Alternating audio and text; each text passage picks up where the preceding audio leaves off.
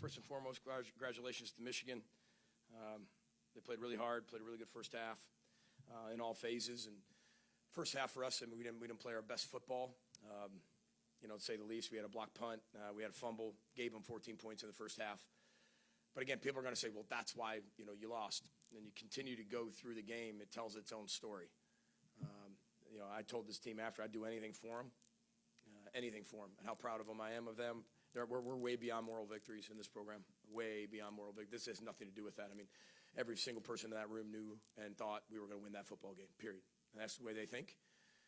We played some really good opponents. I think we're starting to find out what we're going to have to be and what we're going to be as an offense, defense, and special teams as we continue to go, and that's part of playing some really good football teams. But I think the fumble and the block punt in the first half told everything.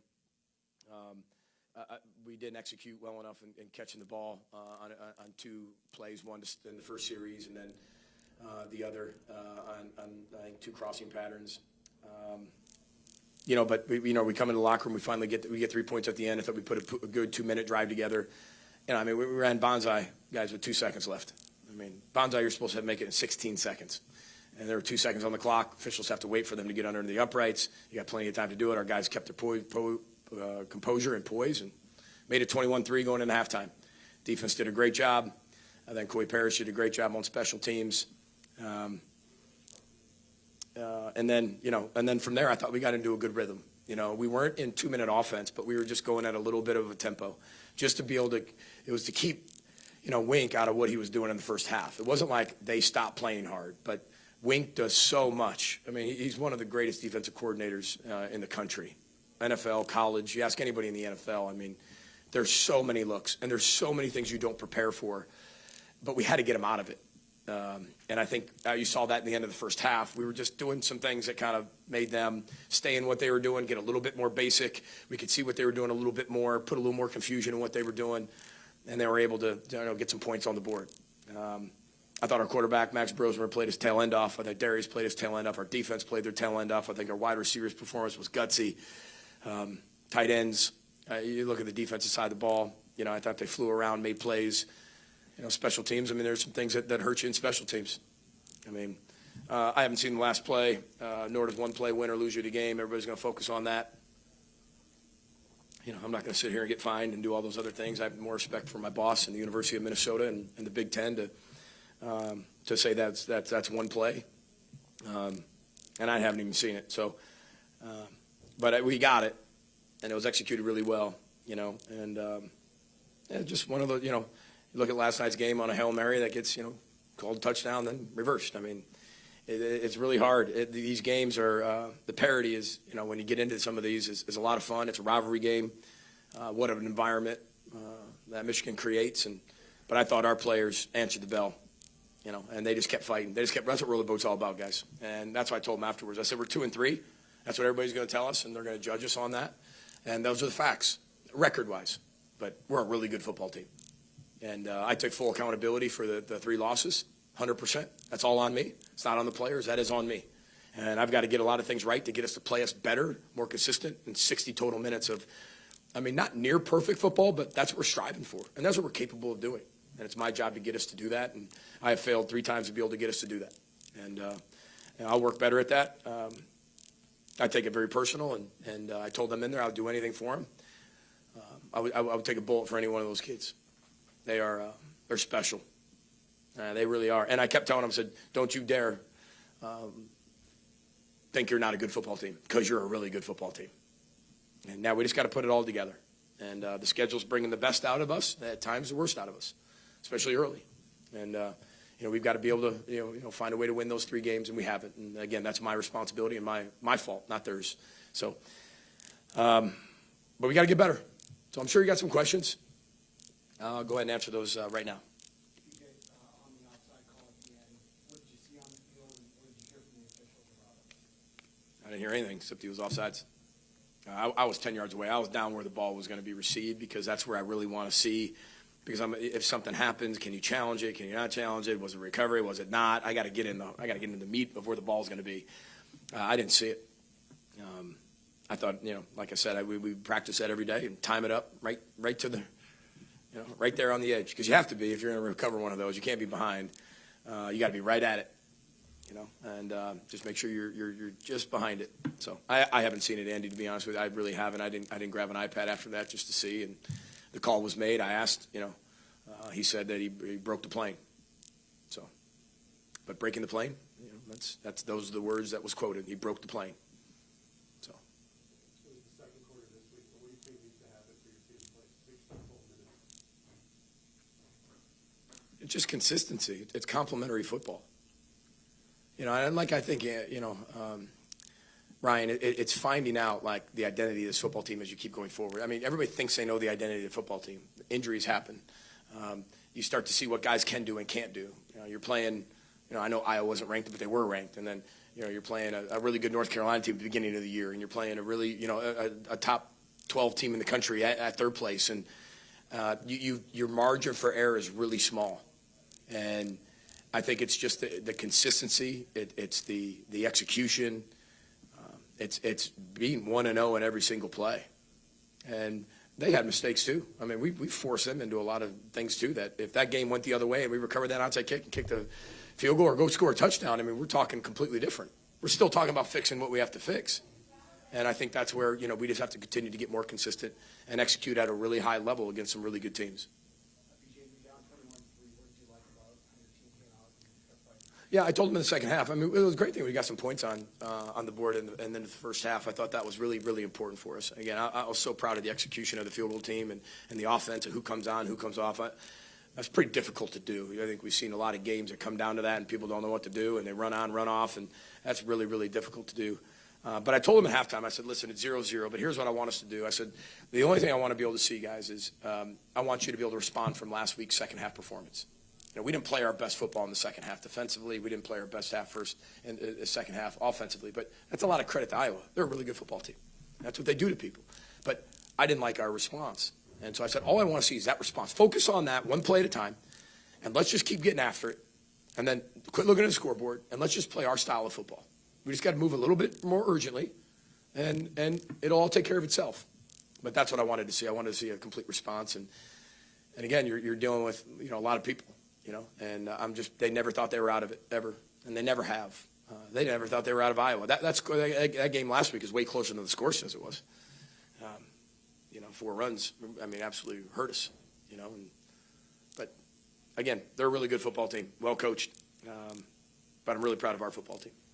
You said you used some tempo to get Wink out of what he was doing. Yeah. Kind of put in layman's terms how that is. Well, we're down 21-3, and I think everybody understands that Michigan's going to lean on you and run the football.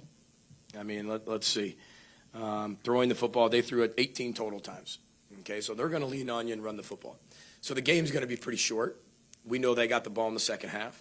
So we weren't in 2 minute, and we weren't in, hurry up offense, but we get into we have 6, 7 tempos that we can go to, and we wanted to be in that. In layman's terms, as you asked, 7 being warp speed, right, and 1 being play clock at 39. We were in that 3 to 4 range, and we just wanted to be able to get some type of rhythm and something going. We had to be able to convert a 4th down. Do we have 2 4th downs or 1 4th down? We had 2 4th downs. Our guys did a really good job of executing those. But when you get behind 21-3, you got to make big time adjustments. Those aren't little tweaks. Even just going 3 to 4, because if you're not executing, all you're doing is giving them the ball back to lean on you. But I thought our defense did a really good job of stopping them, giving us a chance. Coy did a great job in the return game. But meaning that when you give Wink time, see the formation, see the motion, make checks, make another call, confuse you, and you're working at that 1 to 2 pace, he can do it a lot more efficiently. When you're working at that 3 to 4 pace, a lot of times they'll keep the same call. They'll do a single blitz. They'll do something that's a little bit more generic. Because if you're doing it when it's a little bit higher tempo, it's hard for all 11 to be on that same page, right? And, that's in layman's terms the best I can describe it. He's very good. He's a really good football coach. The offensive line had 5 penalties today, and that's the stuff Michigan front that they've now got 15 in the first 5 games after only having 6 all last year. You kind of did some of those things too. It's a heck of an environment, but we're not going to let the circumstance dictate our behavior. I appreciate your question, but I thought they fought their tail end off. They're playing really, really hard. You know, I'm not sitting in there in the trenches and see what's said and what's not said and how that's happening here and there. And I think there's been some that were and some that weren't in the past, that I couldn't necessarily see it. But, you know, that's a tough environment. What was the crowd, 110,000 or something? I mean, we did everything we could with silent cadence, you know, clap cadence, multiple freezes, multiple different types of freezes, which doesn't mean anything to you, but you know, those guys are playing their tail end off. Again, it comes down to the discipline, the execution, being more sound. But yeah, I mean, that's football, you know, and it's, I think, we have 7 penalties. I mean, for us, like, that's a lot. And it's 7. There's times there's 14 penalties in the first half. People are like, wow, a lot of flags on the field for a team. Like, we're really disciplined. But we just got to focus a little bit more. And again, that's my job. It's not we create an environment like that in practice. The only thing they were allowed to play was the Michigan fight song. You know, hail to the victors. You know, that's all they heard all week on portable speakers, loudspeakers, speakers on wheels. That's all we had. I mean, it was the loudest environment I think we ever created, you know, in practice. So I thought they played really hard. It's a tough environment. You know, you added up to 15. You know, it comes down to me. I gotta make sure we're more disciplined. Take 1 or 2 more for Coach. PJ, there was a sequence where you called a timeout before Dragon's field goal attempt in the first quarter, and towards the end of the game, from the end of the half, you had the Hail Mary, and then you had to run on the Bonsai team. Walk me through kind of the need for a timeout and try to sort this. In the what part? The end of the first half. Well, I'll have to go back and look through the actual series of everything, because that's when, you know, you're actually in the game and not necessarily knew what the exact situation was. But for us, we knew that we would have to be able to stop the clock, give plenty of time, enough time. I'll have to go back. I'll answer that question when I get you on when I go back and look at all the film, because there were a lot of timeouts called. There's a lot of situations today. You know, but I think it was the only way we were going to be able to do it was be able to take a shot, get a first down, run the Bonsai team out. That was the whole plan. You can't clock it under 3, so we had to take a chance, had to take a shot. The timeout, I got to make sure I look at it, so I don't want to tell you any accurate information, but that's a huge play. That's a huge play. And if I can remember, we called timeout to be able to get it into the right play, get to what we wanted to be able to do. And I could be wrong, but I'll go back and look at that and give you a really good answer on Monday when I'm with you of exactly why. But there's always reasons, always, and that's exactly what we were thinking. And if we took the shot, got the shot, it was first down, Bonsai team was running onto the field. So. Final question, Will, go ahead. As far as their quarterback, I mean, there's only last week was the only substantial tape really on him. What was the game plan against him? Well, he's really good. He's big, he's thick, he can run, he can throw.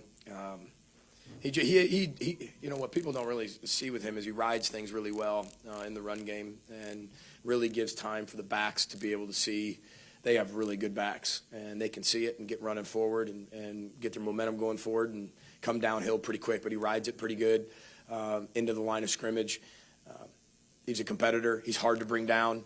I mean, he's a load now. I mean, I remember looking at him in warm-ups, and, I mean, his ankles are bigger than my thighs.